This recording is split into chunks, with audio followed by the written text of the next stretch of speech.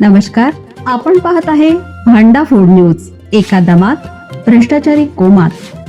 Social media, कर्जबाजारी, गुन्हेगारी, सट्टेबाजी, चोरी, मटका, जुगार, दारू, सावकारशाही, न्यायाच्या प्रतीक्षेत प्रशासन.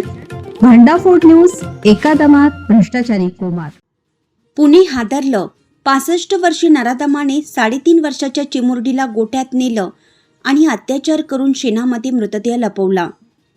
महाराष्ट्राला हादरवून सोडणारी, मन सुन्न करणारी घटना पुण्यातील भोर तालुक्यातून समोर आली आहे.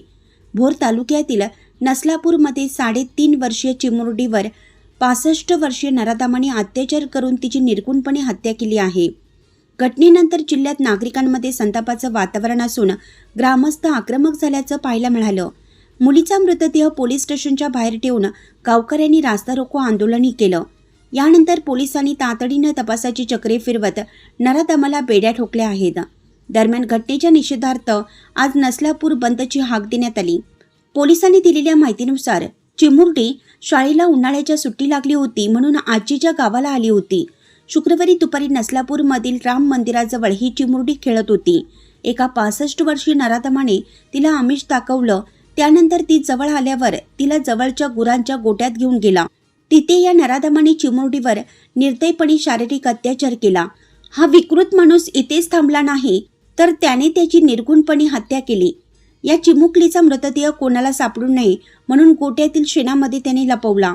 बराच वेळ झाला नात घरी आली नाही म्हणून कुटुंबातील सदस्यांनी तिची शोधाशोध सुरू केली, पण तिचा गावात कुठेही थांगपत्ता लागला नव्हता. गावकऱ्यांनी परिसरातील सीसीटीव्ही तपासला तर एक अपरिचित व्यक्ती त्या मुलीला बाजूला घेऊन जाताना दिसला.